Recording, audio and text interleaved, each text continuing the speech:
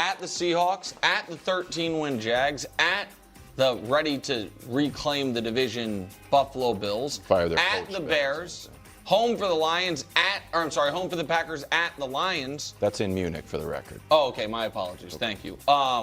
Says at, but you're right. That's Fox game. Fox triple header that day. Yep. We might be going to Munich for that. I'm going to go. We're getting our passports updated. I didn't tell the bosses. Yeah. And KW, there's a world where that's 3-7. Oh. And I have what not. What about the Bears? I've done this show long enough to 3 know and 7? there's a world. Much. That's a lot. There's a world.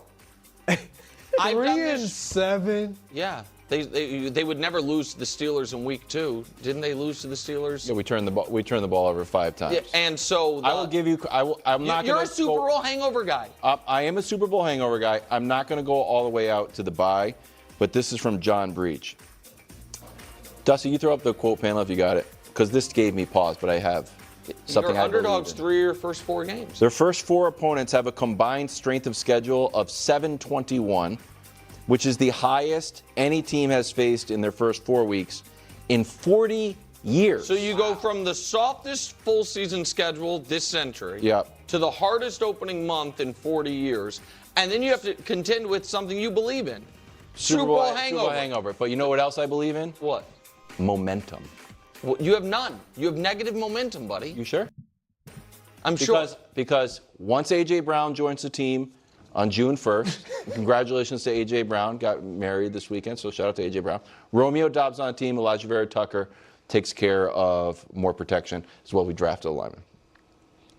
I also believe, look, the Super Bowl wasn't great. Wasn't great early, wasn't great in the middle, wasn't great in the third quarter. Just wasn't great.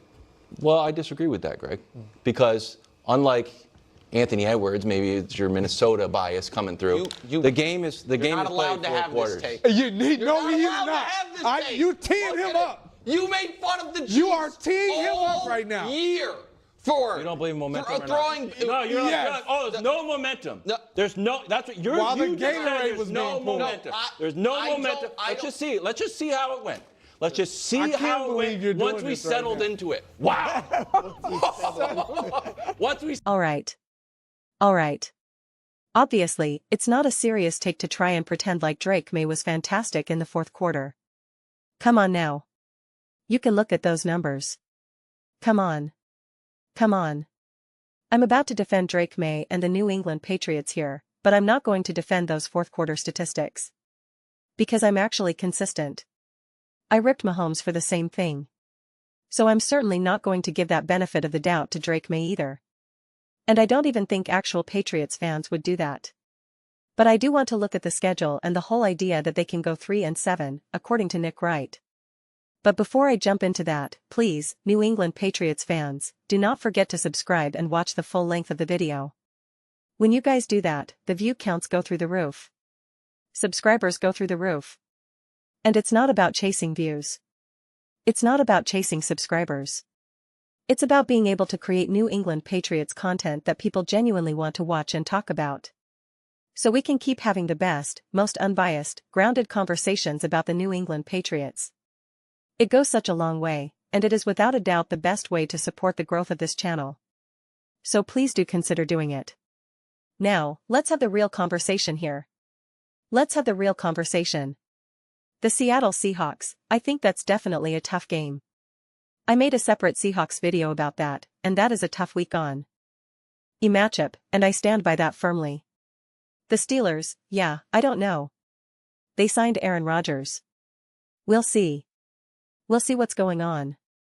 But I mean, listen, if you're just looking at face value, Seahawks, Jaguars, Bills, Bears, Packers, Lions. That's 6 teams that you can be very confident are going to be competitive, right? 1, 2, 3, 4, 5, 6, yeah. That you're confident about. You know the lot, again, even if the Packers, the Lions, the Bears, etc., even if they're not world beaters, you still know it's going to be competitive, and you can be confident. Outside of injuries and all that, you can be confident that it's a legitimate game, no matter where it is. On the road, at home, in Munich, wherever. Then you throw in the teams where you're like, well, I don't know, who are the Raiders? By week 5, it's like, the Raiders are so difficult right now because it really does seem kind of up in the air whether it's going to be Mendoza or Cousins.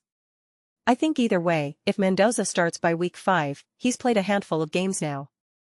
Definitely feel a little bit more comfortable. He'll be at home, interesting. And if it's not and it's Kirk Cousins, I actually believe Kirk Cousins will have a lot of success with Clint Kubiak and this Raiders team. So, again, but an older quarterback against a tough, physical Mike Vrabel defense, we'll see how that balances out. Same thing with Aaron Rodgers and the Pittsburgh Steelers. So, just some food for thought there. No. T really believing much in the New York Jets. The Miami Dolphins, I'm optimistic with Malik Willis, Halfley, Bobby Slowick, and whatnot. But at the same time, okay, could they be a little bit more competitive? Certainly when things were completely collapsing with Tua, sure. But I'm still putting the Patriots on a level above them at this moment in time unless proven otherwise. So, I don't know, maybe a lot can happen by week 8. I'm just confused why people think, because it seems to be such a common take, that the Patriots are just in absolute trouble. They really think that the Patriots were 100% propped up by their schedule. That this wasn't actually a good team. That the Patriots actually weren't a good team. That it was just their schedule. Drake May is artificially elevated. And I can't fully wrap my head around it. Again, can they benefit from an easier schedule? Absolutely. But that doesn't mean that all of a sudden they can't hang with any of those other teams. I mean, they still got to the Super Bowl. Now again, obviously going up against a backup quarterback, a little bit of a trickier situation against the Broncos, but they still made their way through it. Their defense still proved to be elite, no matter what quarterback they were going up against. And even against the Seattle Seahawks. Make no mistake about it, that defense was making do. The offense could do nothing. It was just field goal after field goal. Didn't they set the record F? Were the most field goals kicked? And Sam Darnold almost had a couple of turnovers, especially at the beginning of the game, which could have changed everything.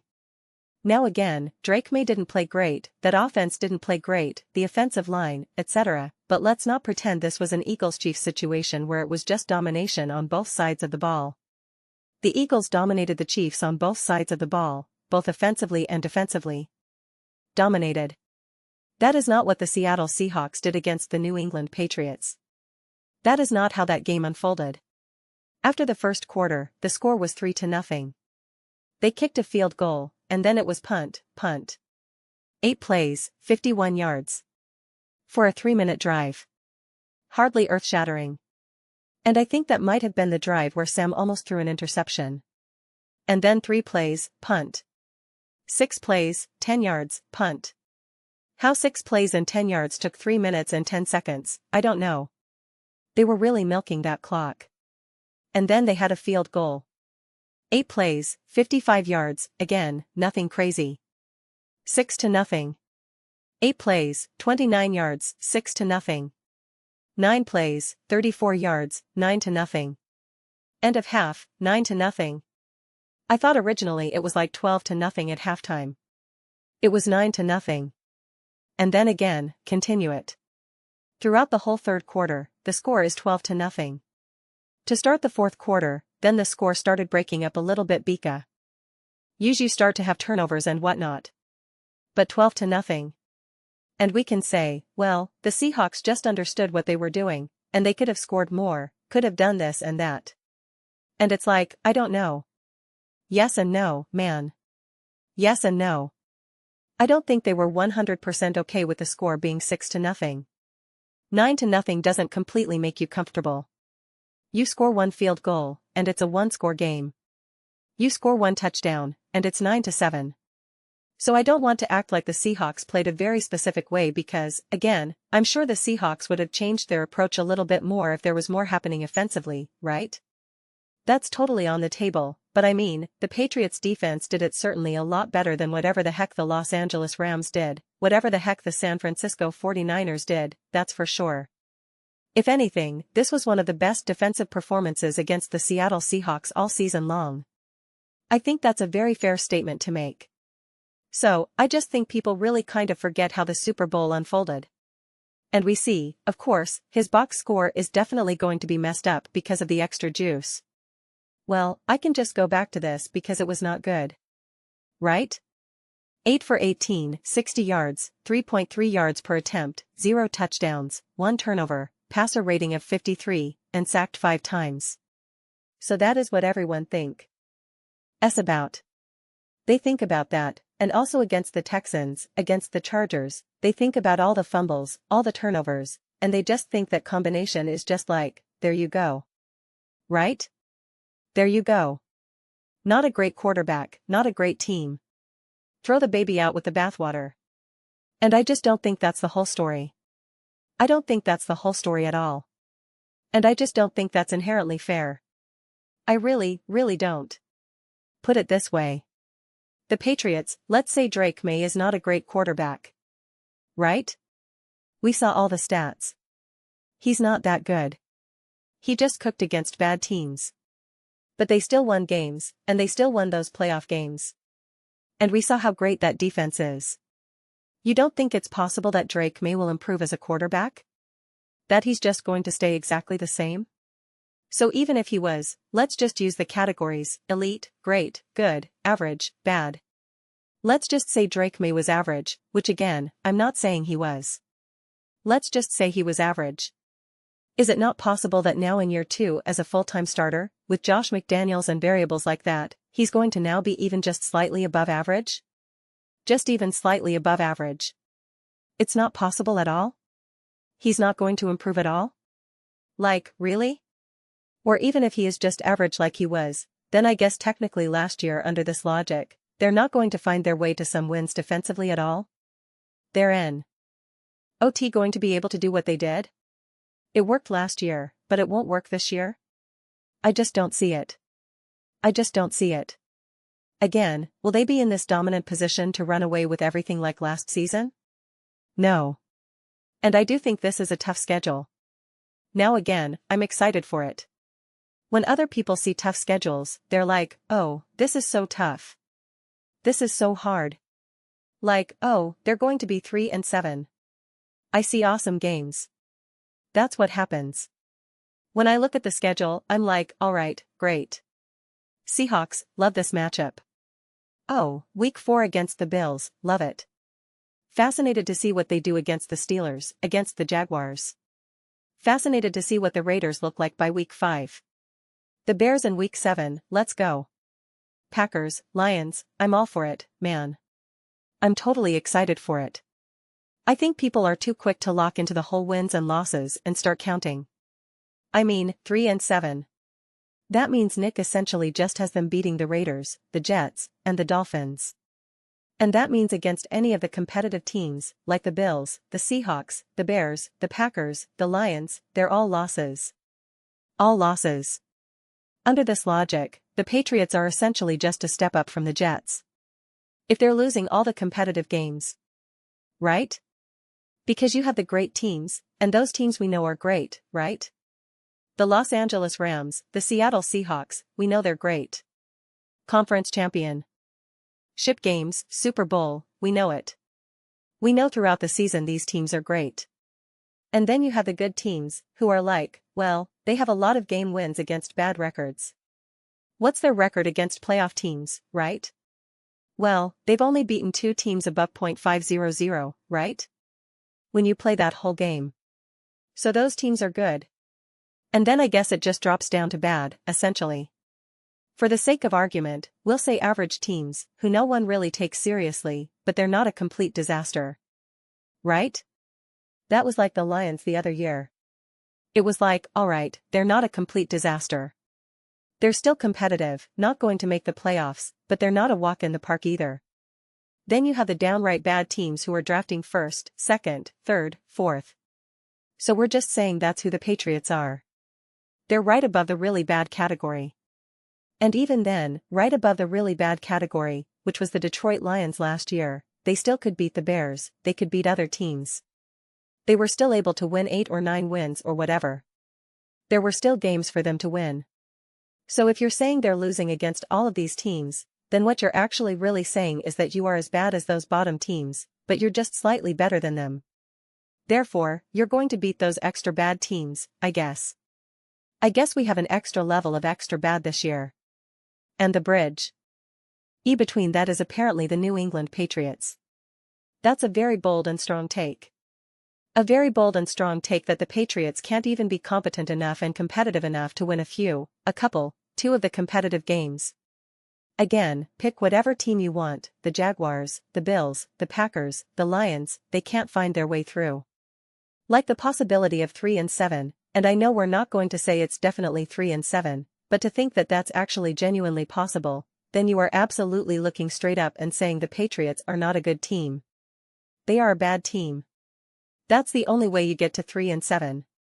They are considered a bad team. Because again, even the Vikings last year, or the Cowboys, or the Lions, teams that did not make the playoffs, the Ravens, that's not how things unfolded for them even. But for the Patriots, it will. So again, they're not the Arizona Cardinals, congratulations. You're the bridge between the Arizona Cardinals and the New York Jets. And who the Lions and the Vikings and the Falcons were last year. It's like, okay. That is falling from grace. And we're using all of this because of strength of schedule last year. Those are just my thoughts. I'd absolutely love to hear yours. What do you all think about the New England Patriots being a downright bad team? That's what this conversation is right now, that they are just a bad team.